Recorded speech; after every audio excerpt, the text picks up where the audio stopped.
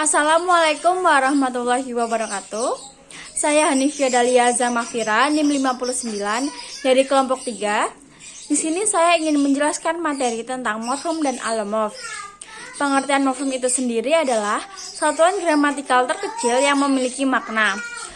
Morfem gramatikal merupakan bagian kata dari morfem afiks. Morfem afiks memiliki varian, yaitu alomorf, yang keseluruhannya diabstrasikan sebagai morfem afiks. Sedangkan alomorf itu sendiri adalah anggota morfem yang sama, yang variasi bentuknya disebabkan oleh pengaruh lingkungan yang dimasukinya. Selanjutnya, jenis-jenis morfem. Yang pertama, morfem bebas dan morfem terikat. Yang kedua, morfem utuh dan morfem terbagi. Yang ketiga, morfem belalomorf zero. Yang keempat, morfem segmental dan morfem suprasegmental. Yang kelima, morfem bermakna leksikal dan morfem tidak bermakna leksikal. Yang keenam, morfem pangkal. Yang ketujuh, morfem akar. Yang terakhir, morfem klitik.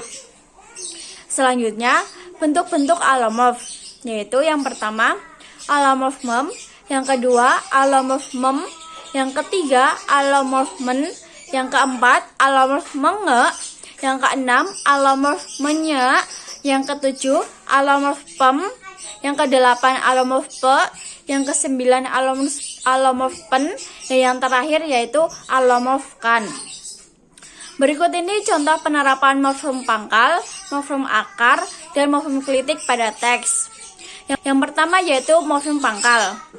Istilah pangkal atau stem digunakan untuk menyebut bentuk dasar dari proses infleksi atau bagian dari kata sebelum diberi tambahan afiks infleksional.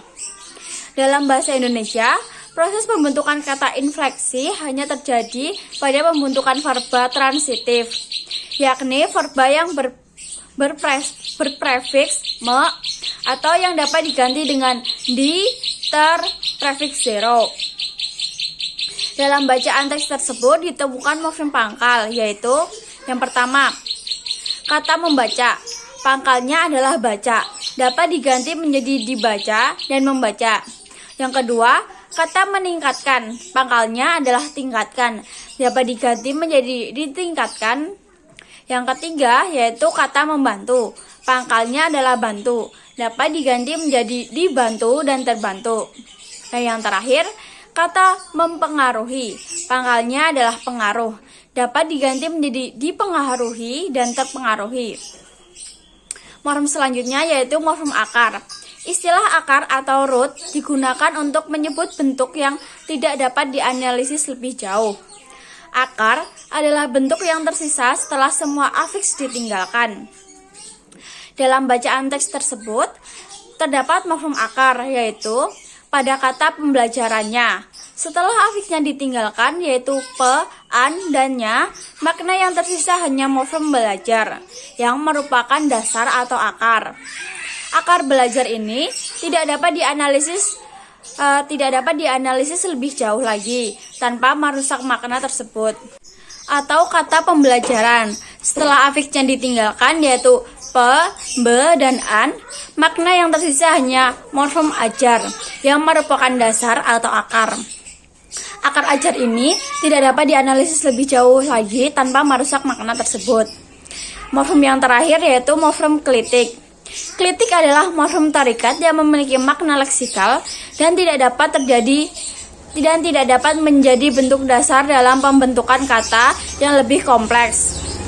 Berdasarkan pengertian tersebut, yang termasuk klitik dalam bahasa Indonesia adalah ku, kau, ku, mu, nya, dan da. Dalam bacaan teks tersebut, terdapat morfem klitik, yaitu kata pembelajarannya merupakan morfem terikat karena klitiknya melekat pada kata pembelajaran. Yang kedua, kata utamanya merupakan morfem terikat karena klitiknya melekat pada kata utama. Yang ketiga, kata berikutnya merupakan morfem terikat karena klitiknya melekat pada kata berikut. Sekian dari saya, mohon maaf jika ada kesalahan dalam ucapan atau salah kata. Terima kasih. Wassalamualaikum warahmatullahi wabarakatuh.